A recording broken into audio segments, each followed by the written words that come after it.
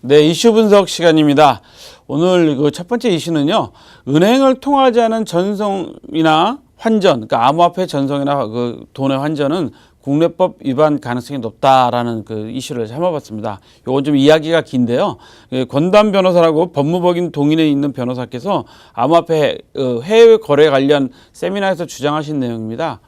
이분이 이제 이분 제가 그 캐릭터를 찾아보니까 카이스트에서 석사 공부를 하신 분이더라고요. 그래서 잘 아시는 분인데 블록체인 프로젝트에 대한 시세 변동 위험성 때문에 많은 우리나라 그 ICO 하시는 분들이나 이런 분들이 해외에서 이더리움을 조달하는 경우가 많다.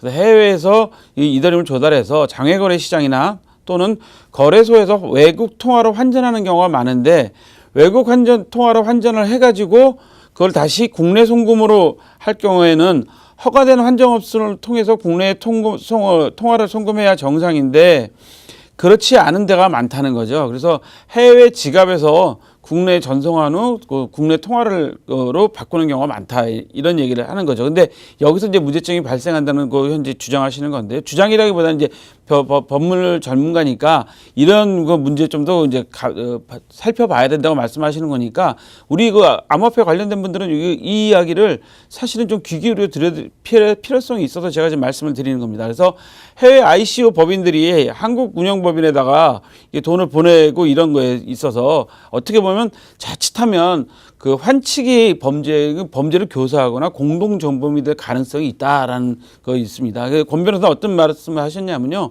코인 간 거래는 신고하는 것이 안전하다는 이야기를 했습니다. 그 신고를 꼭 해야 된다는 이야기를 했는데요.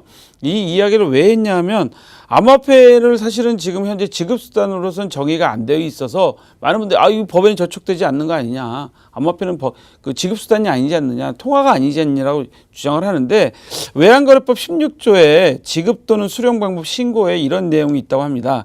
그 외환 취급기관을, 그러니까 외국한 취급기관을 통하지 않을 지급할 때는 그 지급이나 수령 방법을 한국은행 총재한테 신고를 해야 된다는 거죠. 그러니까 우리나라 은행을 통해서 송금하지 않고 이럴 경우에는 반드시 한국은행 총재한테 어떤 방법으로 지급할지 어떤 방법으로 수령할지 신고해야 되는데 현재 정상적인 계속 통상적인 거래 같은 문제 없지만 사실 암호화폐 같은 경우에는 특이 거래 문제로 신고하는 것이 좋다는 의견을 이제 한 거죠. 그래서 한국에 있는 법인들이 그 암호화폐를 내국 통화로 전환하기 위해서 뭐 직원들을 통한다든가 여러 군데 이렇게 절차를 밟는 다단계적인 절차를 밟는 과정에서 시세 변동으로 가격 차이가 발생하면은 직원한테 책임을 물을 수도 있다는 거죠. 예를 들어서 어느 회사가 직원인 저한테 암호화폐를 보냈다가 다시 그걸 환전해서 다시 회사로 넘기는데 그 과정에서 그 암호화폐 시세가 좀 계속 변하지 않습니까? 그다음에 시세 등락이라는 게 워낙 세기 때문에 자칫하면 저한테 넘어왔는데 제가 깜빡 잊고 오늘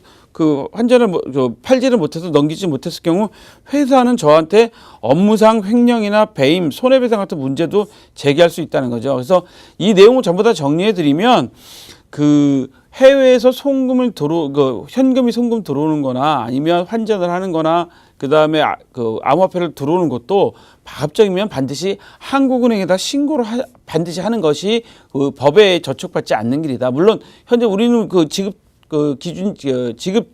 수단이 아니기 때문에 법에는 해촉되지 않는다고 말하지만 실질적으로 법에 적용을 하면 이것도 법에 저촉될 수 있다라는 그 부분이어서 우리 투자를 하시는 분들은 기업이나 개인들 좀 눈여겨봐야 될 것 같아서 귀 기울여 들어야 될 것 같아서 말씀드렸습니다. 이거에 따라서 두 번째 이슈를 말씀드리면요, 코인네스트 경영진 추가 기소입니다. 서울 남부지검에서 발표한 바에 따르면 코인네스트 대표이사와 CEO 최고 책임자를 추가로 기소했다고 합니다. 이분들이 현재 그 기소가 돼서 재판을 받고 있는데요. 내용을 보면 암호화폐 상장 대가로 수억 원의 암호화폐를 또 받았다고 그래요. 그러니까 암호화폐를 상장시켜주는 대가로 수억 원의 암호화폐를 받았는데 상장 편의 뒷돈으로 K그룹 김모 대표도 제공한 김모 대표도 같이 기소를 했다는데요.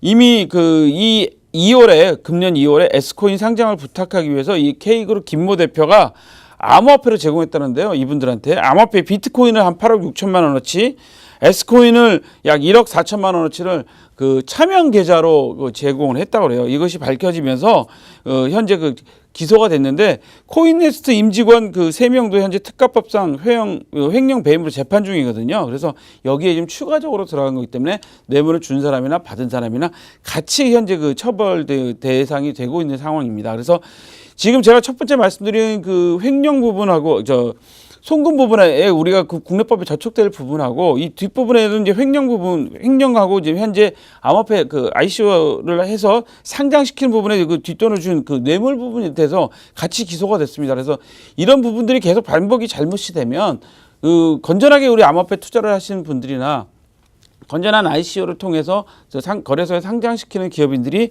오히려 색안경 끼고 당할 수 있는 부분이 있기 때문에 우리가 눈여겨보고 귀 기울여 봐야 될 것 같아서 오늘은 두 번의 그 법률과 관계된 이슈를 선정했습니다. 자, 오늘 저희가 준비한 소식은 여기까지입니다.